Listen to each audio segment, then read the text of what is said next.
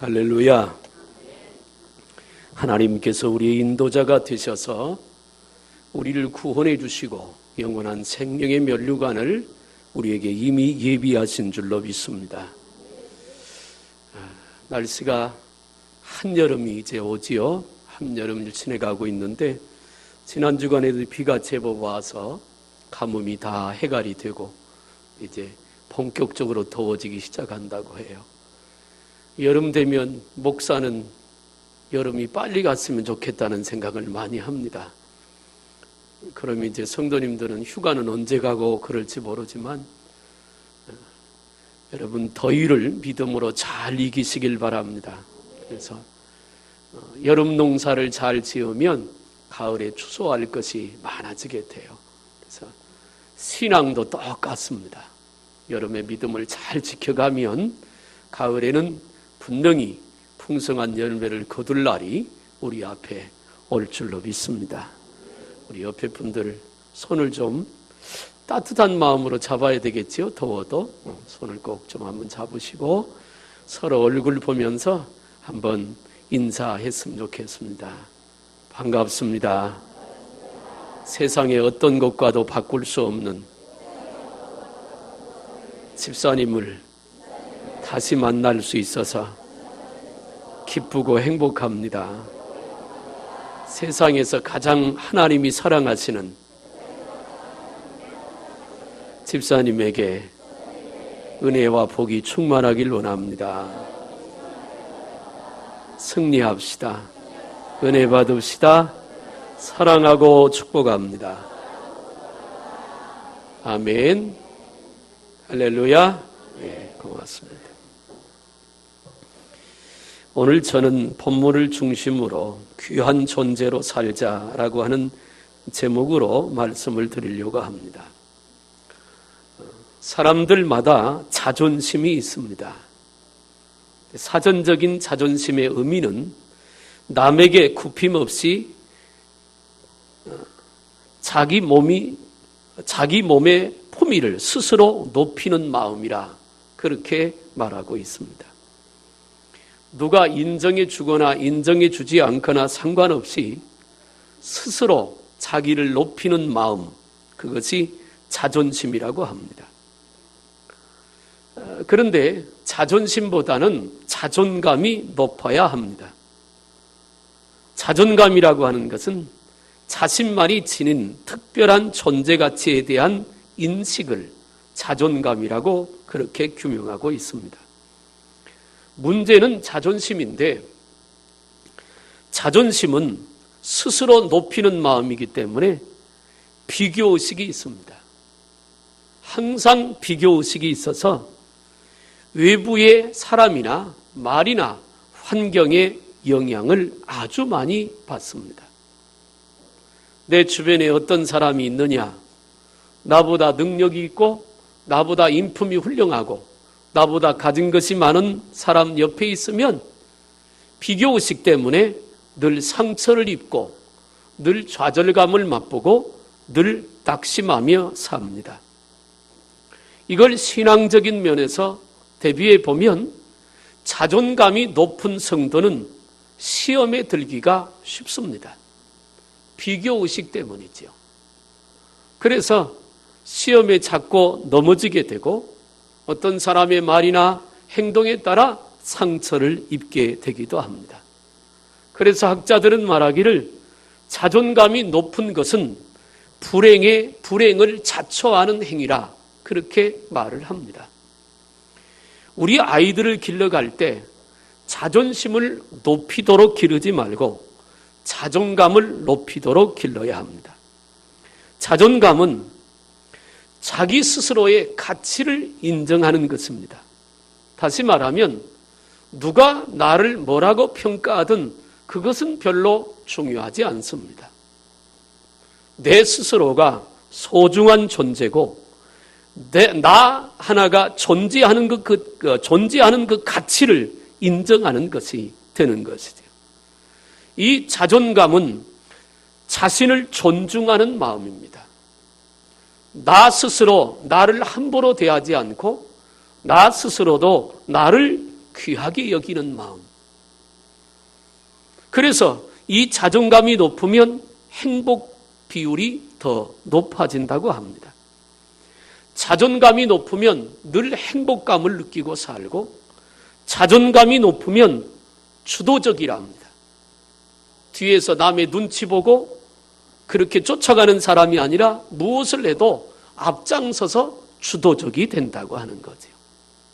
그리고 자존감이 높으면 적극적인 마음을 갖고 무슨 일을 하든지 적극성으로 대한다고 합니다. 그러니까 자존감이 높게 되면 성공률도 그만큼 높아지게 되는 것이지요.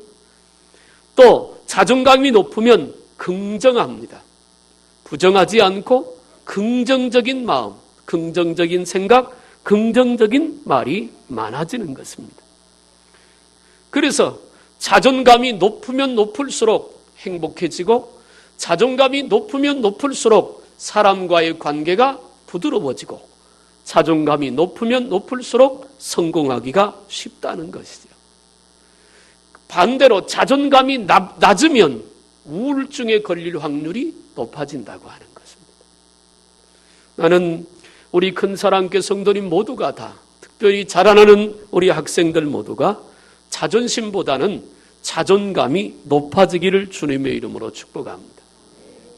그래서 자존감이 높은 우리가 되어서 어떤 일, 어떤 환경을 만나든지 당당할 수 있어야 되는 것이죠. 보통 세상 사람들의 평가 기준은 그 사람이 무엇을 갖고 있느냐, 갖고 있는데 얼마나 특별한 것을 갖고 있느냐, 혹은 얼마나 많은 것을 갖고 있느냐에 따라서 사람들을 평가하게 됩니다. 가난한 사람은 돈 많은 사람 앞에 가면 괜히 주눅들게 되고, 많이 알지 못하는 사람은 지식을 많이 갖고 있는 사람 앞에 가면 괜히 입을 다물게 되고 말하는 것을 조심하게 됩니다. 지위를, 권력을 갖고 있지 않는 사람은 권력자 앞에 가면 괜히 뭔가 불안을 느끼게 되고 염려를 하게 되는 마음. 이게 다 자존심에서 나오는 것입니다. 글씨 차이는 하나입니다. 자존심하고 자존감. 그러나 그 내용을 들여다보면 인생을 행복하게 하느냐 불행하게 하느냐를 결정하는 아주 중요한 내용을 담고 있는 것입니다.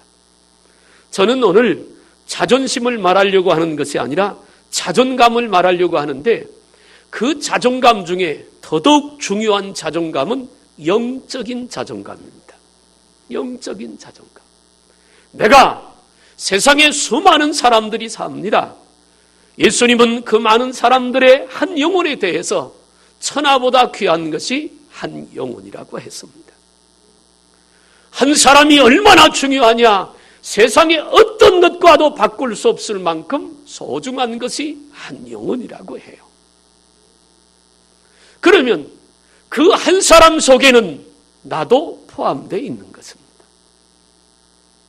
사람들이 가난뱅이라고 손가락질을 해도, 사람들이 무식쟁이라고 손가락질을 해도, 사람들이 가진 것 없고 무능하다고 나를 선대할지 모르지만, 하나님은 이 세상의 어떤 것과도 바꿀 수 없는 가장 소중한 사람으로 우리를 인정하고 계시다는 것입니다. 이 사실이 우리 속에 믿어지고 깨달아지면 그때부터 남의 눈치 볼 필요가 없습니다. 가난함은 조금 쓰는 것이 모자랄 뿐이고, 많이 알지 못함은 그저 내가 남들과 대화하거나 혹은 생활하는데 약간 불편을 가져다 줄 뿐입니다. 그것이 인생의 행복을 좌우할 수 있는 것은 아니라고 하는 것이죠. 특별히 영적 자존감을 높이게 되면 믿음의 당당함이 있습니다. 영적 자존감을 높이게 되면 귀한 존재로 살아갈 수 있는 것입니다. 앞에 말한 대로 사람들의 기준을 따라 얼마나 가지고 있고 얼마나 잘났고 얼마나 똑똑하느냐에 따라서 움츠려들고 혹은 길을 펴고 사는 것이 아니라, 영원한 전능하신 그 하나님이 나와 함께 하시는 그 사실 때문에, 나를 구속하신 예수 그리스도가 십자가의 대속의 보혈로 나를 구원하신 그 은혜 때문에, 그리고 구원받고 나서 그걸로 끝난 것이 아니라 보혜사 성령을 우리에게 보내신 그 하나님의 사랑과 은혜 때문에, 그래서 그 예수 그리스도의 대속의 은혜로 구속받은 그 은혜의 그 가치 때문에 살아가는 그 인생은 세상이 좀 힘들어도, 삶이 좀 팍팍하고 어려워도, 가진 것이 좀 넉넉하지 않아도 언제나 당당하게, 그리고 귀한 존재로 살아갈 수 있다는 것입니다. 예수님께서 베드로와 제자들에게 물어요. 사람들이 나를 누구라 하느냐? 그 질문의 배경 속에는 제자들이 예수님을 뭐라고 어떻게 생각하느냐에 대한 질문이 담겨 있습니다. 그때 제자들이 예수님에게 대답을 합니다. 사람들이 말하기를 예수님을 엘리야라고 합니다. 혹은 선지자 중에 하나라고 말을 합니다. 예수님은 그렇게 말합니다. 그래? 그런데 그거 말고 너희는 나를 누구라 하느냐? 너희는 나를 누구라 하느냐? 그 예수님의 질문에 베드로가 대답합니다. 주는 그리스도시요 살아계신 하나님의 아들입니다. 사람들이 예수님을 평가했어요. 엘리야라고. 왜? 능력이 많이 나타나니까. 선지자라고. 듣지 못하던 하나님의 말씀을 전하니까 사람들은 그렇게 평가를 했습니다. 그런데 예수님은 누구에게 평가를 받고 싶지가 않은 것입니다. 누구도 예수님을 평가할 자격이 없는 거지요. 그분은 하나님이시기 때문에 그렇습니다. 다만 제자들의 믿음의 고백을 듣길 원하셨던 것이죠. 저는 똑같은 질문을 여러분에게 드리고 싶어요. 여러분에게 예수님은 어떤 분이십니까? 여러분은 예수님을 뭐라고 고백합니까? 여러분은 예수님을 어떻게 부릅니까? 선생입니까? 아니면 메시아, 구세주입니까? 아니면 내 문제를 해결할 수 있는 분의 그 정도의 수준에서 머무릅니까? 여러분의 대답에 따라 여러분들이 영적인 자존감이 있느냐 아니면 없느냐가 판가름 나게 될 것입니다. 베드로가 주는 그리스도에서 살아계신 하나님의 아들입니다. 예수님은 나의 메시아 구세주입니다. 예수님은 하나님이십니다. 그렇게 고백을 합니다. 그 베드로의 고백을 듣고 예수님이 기뻐하셨습니다. 그리고 두 가지의 축복을 주십니다. 이 반석 위에 교회를 세우리니 음부의 권세가 해하지 못할 것이다. 그 반석이 의미하는 것은 직접적인 의미는 베드로의 신앙 고백이고 그 차원이 높은 의미는 예수 그리스도를 말합니다. 네가 이런 고백을 했으니 앞으로 이 믿음 위에 내 믿음이 세워질 텐데 세상의 어떤 것도 그 믿음을 무너뜨리지 못할 것이다. 두 번째 축복은 내가 너에게 천국 열쇠를 주노니 땅에서 매면 하늘에서도 매고 땅에서 풀면 하늘에서도 풀리리라. 할렐루야. 그걸 베드로에게 주셨어요. 사랑하는 여러분, 베드로의 직업은 어부입니다. 태어나서부터 학교라고 하는 것은 다녀본 적이 없습니다. 바닷가에 태어나 아버지의 가업을 이어 그물을 내려 고기를 잡는 어부의 인생을 살았습니다. 갈릴리 바다에 대해서는 누구보다도 뛰어난 지식을 갖고 있습니다. 얼마나 바다가 깊고 어느 곳에 가면 고기가 있고 어느 때쯤이면 풍랑이 일어나고 어느 때쯤 가면 고기를 잡을 수 없고 바다에 대한 것은 왜 거기서 태어나서 고기 잡는 인생을 살았으니까. 그러나 나머지는 잘 모릅니다. 어쩌면 그 갈릴리 바닷가에는 지금도 수많은 사람들이 고기를 잡고 그것으로 생계를 유지하며 삽니다. 그 중에 하나예요. 그가 예수님의 선택을 받아 부름을 받았습니다. 어찌 보면 하찮은 존재입니다. 바리새인들이 예수님을 향해서 말씀한 것처럼 왜 죄인의 집에 가서 예수님 같이 음식을 드십니까? 라고 질문을 했듯이 어쩌면 베드로도 그렇게 취급을 받았던 불쌍한 한 사람이었어요. 누구도 인정해 주지 않았고 누구도 알아주지 않았고 그냥 그대로 놔두면 고기를 잡다가 그 인생이 그렇게 끝날 그럴 인생이었습니다.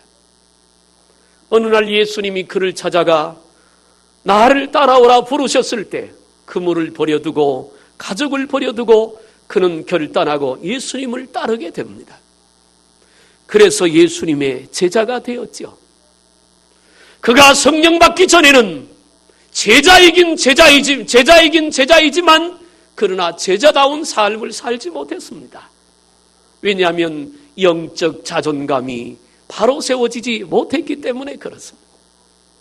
예수님이 마지막으로 예루살렘에 입성할 때 제자들에게 미리 얘기했습니다. 내가 이제 예루살렘에 들어가면 환난과 결박이 나를 기다리고 있고 나는 죽을 것이다. 그런데 마지막으로 십자가에 달려 죽으려 예루살렘에 입성하는 그 예수님의 뒤에서 제자들끼리 다툼이 일어났어요. 무슨 다툼이냐면 이제 예수님이 예루살렘에 입성하면 예수님이 왕권을 회복할 텐데 예수님이 왕이 되면 내가 예수님이 사랑받는 제자니까 나는 우의정에 앉아야 하겠고 너는 좌의정에 앉아야 하겠고 이걸 서로 감투 싸움을 하고 있잖아요. 이 감투 싸움을 하고 있다는 말이 뭐냐면 비교의식입니다. 자존감 싸움이에요. 누가 더 높아지느냐, 누가 더 대접을 받느냐, 누가 인정을 더 받느냐. 이건 제자들에게만 있는 것이 아니라 오늘 우리 안에도 있습니다. 그러던 그들이 성령을 받고 나서는 어떻게 바뀌어주느냐면 예수님을 위하여 누가 먼저 죽느냐라고 하는 생각으로 바뀌어지게 됩니다. 이제는 자기 스스로들을 높이고 인정받고 대접받고 높아지는 데는 전혀 관심이 없고 자기를 부르신 주님의 뜻에 따라 자기 십자가 지고 자기 사명의 길을 그것도 기쁨으로 감사함으로 죽음의 위기와 죽도록 고통당하는 핍박의 경험과 아픔과 무거운 짐을 지고도 그 길을 기쁨으로 달려가는 제자들의 모습으로 바뀌어지게 되지요. 이게 자존감이 높아졌던 성령 충만한 영적인 자존감이 높아진 제자들의 모습이기도 합니다. 사랑하는 여러분, 내가 세상에서 얼마나 대접을 받을까? 얼마나 성공을 하고 얼마나 높아질까? 그게 여러분의 소원이십니까? 그것도 좋다고 생각합니다. 그러나 만약에 그런 소원만 우리 마음에 있다면 여러분들은 그것 때문에 때로는 낙심하게 될 것이고 그것 때문에 때로는 좌절하게 될 것이고 그것 때문에 때로는 상처 입게 될 것입니다. 그것은 주님께 맡기고 내가 성공하고 성공하지 않고 높아지고 낮아지고 그것은 주님 앞에 온전히 내려놓고 오늘 우리가 회복해야 되는 것은 하나님 앞에서 내가 어떤 존재고 예수 안에서 나는 어떤 사람인가, 적어도 십자가의 대속의 은혜로 구속받은 그 하나님의 십자가의 대속의 은혜로 구속받은 그 가치 기준을 갖고 영적인 자존감을 높여가는 저와 여러분들이 되기를 주님의 이름으로 축원합니다. 먼저 생각해 볼 것은 우리 모두는 하나님의 형상을 따라 주님을 닮아 창조된 피조물인 줄로 믿으시길 바랍니다. 우리는 하나님의 형상을 닮아서, 하나님의 형상이라고 말하니까 모양을 생각하는데 인격을 닮았다 그 말입니다. 에덴 동산에 아담과 하와를 만들어 놓고 하나님께서 심히 좋았더라고 했어요. 왜냐하면 하나님의 형상을 따라 지음받았으니까. 그리고 그 에덴 동산에 아담과 하와에게 주신 축복은 충만하고 정복하고 다스리라고 하는 복도 주셨어요. 다시 말하면 하나님의 형상을 잊어버리지 않았더라면 우리는 지금처럼 땀을 흘리고 눈물을 흘리며 걱정하고 염려하고 살 필요가 없었다는 것입니다. 그러나 그들이 범죄함으로 하나님의 형상을 잃어버렸잖아요. 그때부터 인간의 삶에 고통이 들어오기 시작했어요. 그런데 이 하나님의 형상을 언제 회복해 하느냐? 예수를 믿고 하나님의 자녀가 될 때 이 하나님의 형상이 회복되는 줄로 믿습니다. 그때 회복이 되는 거예요. 완전하진 않지만 십자가의 대속의 은혜를 입고 하나님의 자녀로 부름받은 성도들에게는 하나님의 형상이 회복된 성도의 삶으로 살아가고 있는 것이죠. 나는 여러분들에게 이렇게 얘기하고 싶습니다. 오늘 본문에 보니까 저를 하나님보다 조금 못하게 하시고 영화와 존귀로 관을 씌우셨나이다. 그렇게 고백하고 있습니다. 우리가 하나님 같을 수는 없지요. 그러나 이전 성경에 본 천사보다 우리를 존귀한 존재로 지었다 그랬어요. 여러분 보세요. 천사는요, 지금 천사와 우리를 비교하면 천사가 우리보다 월등합니다. 천사는 눈에 보이지 않지만 천사는 존재합니다. 예수 믿는 우리가 가는 곳마다 하나님께서 천군과 천사를 동원해서 우리를 지키고 인도하시는 줄로 믿습니다. 천사를 보내서 하나님이 우리를 지키세요. 천사는 눈에 보이지 않지만 시간과 공간을 초월해서 사는 존재입니다. 주님이 보내면 어느 곳에든지 갈 수 있는 것이 천사입니다.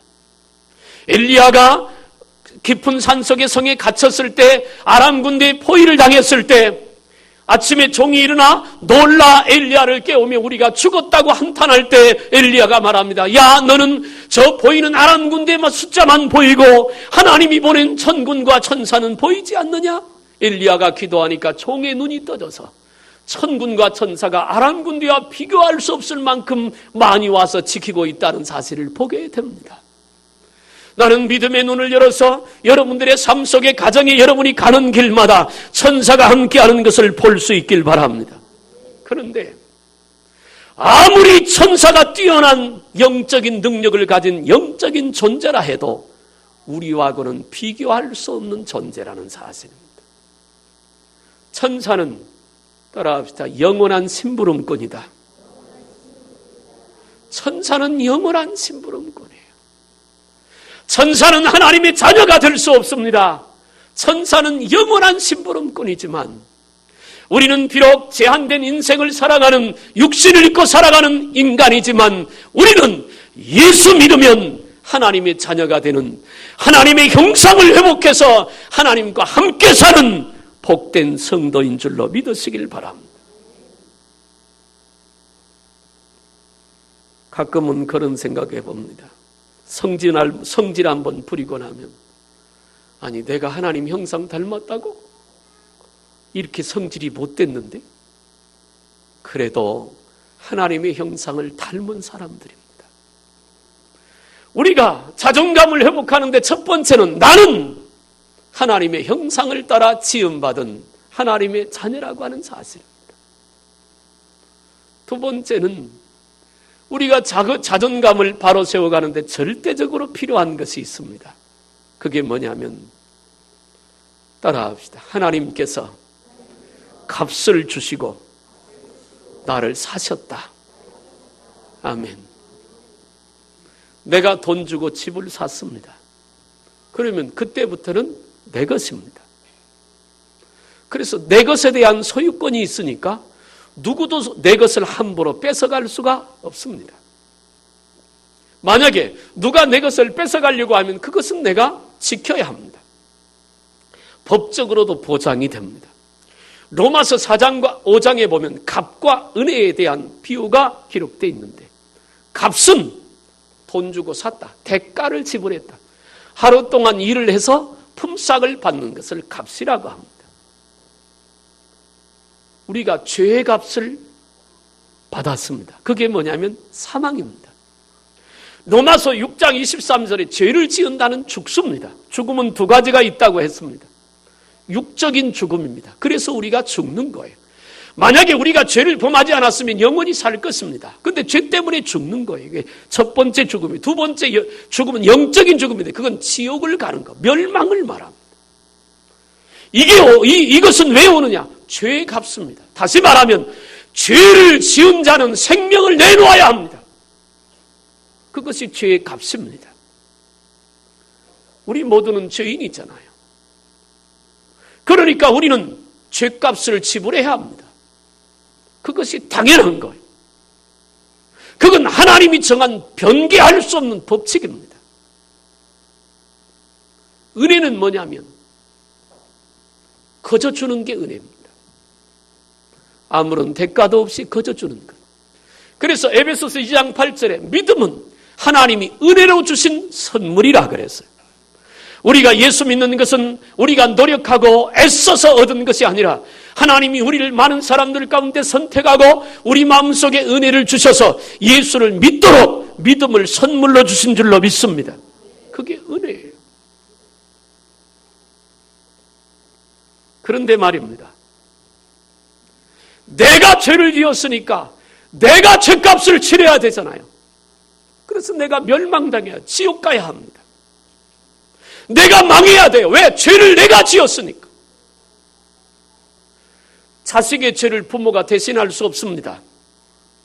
물론 자식이 무슨 사고를 쳐서 부모가 돈으로 해결해 줄 수는 있지만 하나님 앞에서는 자식의 죄는 자식이 대가를 지불해야 하고 부모의 죄는 부모가 대가를 지불해야 합니다. 대신해 줄 수는 없는 거예요. 그러니까 죄를 지은 사람은 다 망해야 합니다. 다 죽어야 합니다. 그런데 우리는 삽니다. 영원히 살 줄로 믿습니다. 왜냐하면 하나님께서 죄값을 십자가에서 대신 지불하셨기 때문에 그렇습니다. 그분이 바로 예수 그리스도예요. 예수님이 십자가에서 우리 죄를 짊어지고 당신의 생명을 다 내놓으셨습니다. 물과 피를 다 쏟으시기까지 죄값을 완전히 지불하신 줄로 믿으시길 바랍니다. 값을 지불했어. 그 값을 지불하고 그 값으로 우리를 사셨어요. 믿으시길 바랍니다. 이게 은혜입니다. 그래서 더 이상 나는 내 것이 아니라 주님의 것입니다. 그래서 우리가 해야 될 일은 내 십자가 지고 먼저 그 나라와 의를 따라 사는 성도의 삶을 살아야 할 줄로 믿으시길 바랍니다. 값을 지불했습니까? 이사야 43장 1절에 야곱아 너를 창조하신 여호와가 이제 말씀하시느니라. 이스라엘은 너를 조성하신 자가 이제 말씀하시느니라. 내가 너를 구속하였고 지명하여 불렀나니 너는 내 것이라. 하나님께서 우리를 향해서 선언하여 너는 내 거야. 네가 가난하든 못나든 병들었든 아니면 실수했든 넘어졌든 때로는 죄 가운데 빠졌든 상관없이 너는 내 거야. 내가 십자가의 대속의 핏값을 지불하고 예수의 생명을 지불하고 너를 내가 샀으니까 너는 이제부터 내 거야. 그렇게 선언하고 계세요. 하나님의 것이기 때문에 이사야 43장 2절에서 말합니다. 내가 물 가운데로 지날 때 물이 너를 해치 못하게 할 것이고 불 가운데로 지날 때 불이 너를 사르지 못하도록 내가 너를 지킬 것이라. 할렐루야. 그것이 하나님의 은혜예요. 적어도 나는 누구냐? 공부 못하는 하찮은 존재가 아니라 가난하여 사람들에게 손가락질 받을 그럴 하찮은 존재가 아니라 하나님이신 그분이 인간을 입고 이 땅에 오셔서 예수의 생명, 그 생명을 십자가를 포기하기까지 나를 위하여 생명의 값을 지불하고 그 핏값으로 구원해낸 하나님의 자녀. 그것이 바로 나라고 하는 거예요. 세상에 어디서도 얻을 수 없는 그 가치 있는 삶. 세상에 무엇으로 내 생명을 살 수 있겠어요? 돈 주고도 살 수 없고 권력으로도 살 수 없고 지식으로도 살 수 없는 그 가치, 오직 하나 예수 그리스도의 생명의 그 값을 대신하고 내 생명을 대신하여 예수의 생명을 값으로 지불하고 나를 구원하고 나를 산 그 핏값, 그 값으로 내가 하나님의 자녀가 되었다는 거예요. 그렇게 소중한 가치가 있는 내가 나를 함부로 할 수 있겠습니까? 그렇게 소중한 가치로 하나님의 자녀된 너가 하나님이 원하지 않는 죄악의 길을 갈 수 있겠느냐고.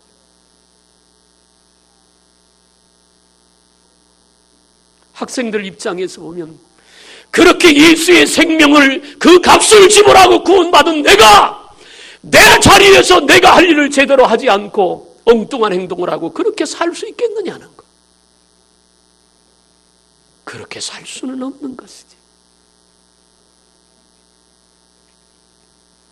여기에 우리의 자존감이 있는 겁니다. 다시 한번 말합니다. 내가 가난하거나 무식하거나 인간적으로 능력이 없어 무능하거나 그건 별로 중요한 것이 안 돼. 내게 있어서 가장 중요한 가치는 예수의 생명을 대신해서 나를 샀다는 것이요. 누가? 전능하신 하나님께서. 그래서 하나님의 것으로 구별하고 우리가 행여 넘어질까, 행여 쓰러질까, 행여 좌절할까 불꽃 같은 우리를 감찰하고 계시고 우리는 잘 모르지만 행여 넘어질까 봐 주님의 손 내밀어 우리를 붙들고 계시고 때로는 알지 못하는 사람을 보내서 나의 길을 인도해 주시고 내 마음과 환경과 형편까지도 섭리하셔서 나를 가장 복된 길로 이끌어 가시는 그 하나님, 그 하나님의 은혜를 입고 사는 자가 바로 저와 여러분 나인 줄로 믿으시길 바랍니다. 예수의 값을 가진 존재. 그러니까 귀한 존재로 살 수밖에 없잖아요. 여러분, 나도 나를 무시하면 안 됩니다. 왜? 하나님이 소중한 존재라고 했으니까. 이건 자존심하고 다른 문제입니다. 내가 나를 인정하고 높여야 되는 이유는 내 안에 그리스도가 계시기 때문에. 고린도전서 3장에서 말합니다. 너희 안에 성령이 거하는 전인 줄 너희가 알지 못하느냐. 예수 그리스도의 값을 대신하여 산 그 구원받은 성도의 안에는 주님이 계시잖아요. 그 주님이 나를 붙들고 계시고 인도하시고 나와 동행하시잖아요. 그러니까 우리가 함부로 죄와 타협하고 세상과 타협해서 가지 말아야 될 길을 가서는 안 된다는 것이죠.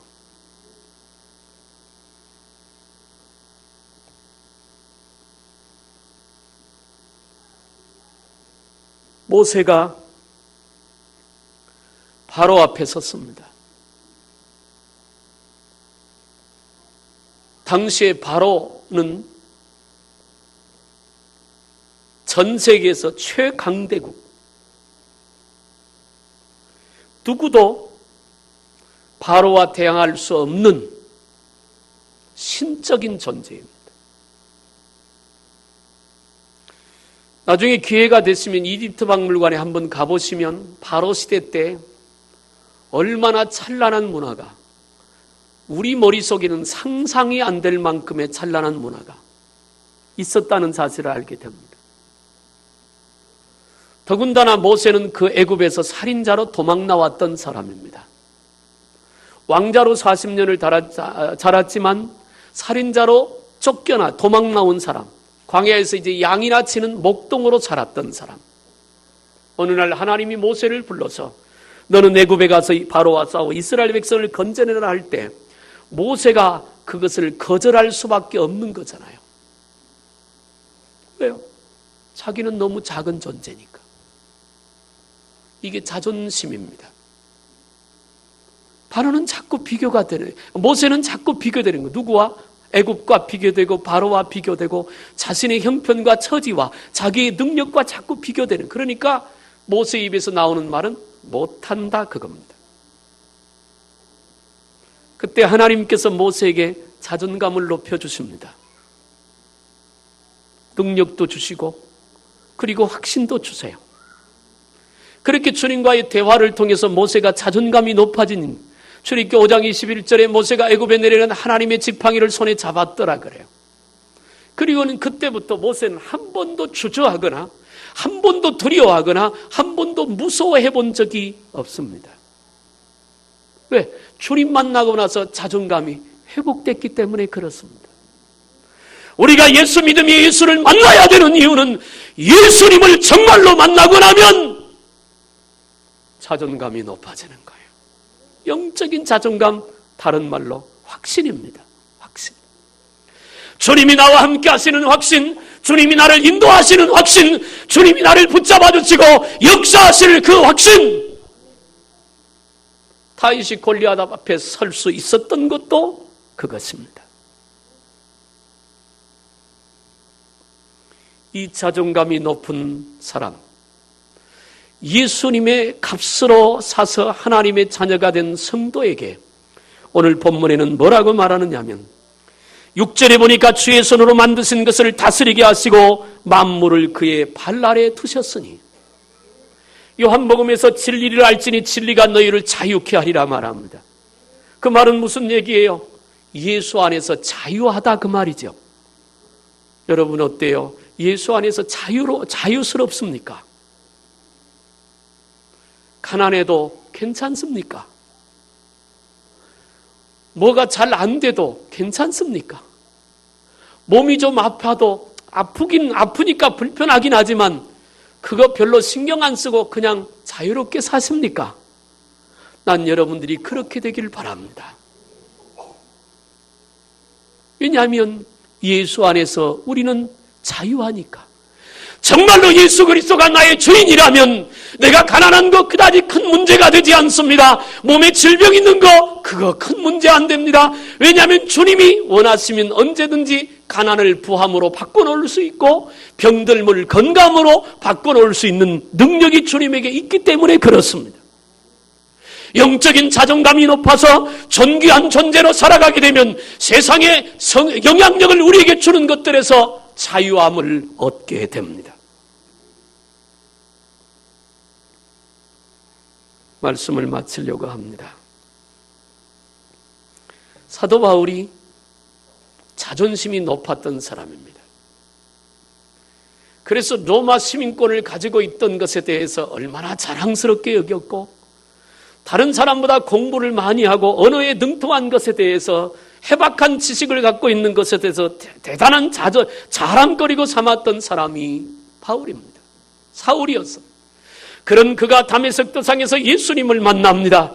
그리고 바울 고백대로 이렇게 말합니다. 내가 예수님 만나고 나서 이전 것은 다 배설물로 여겼다.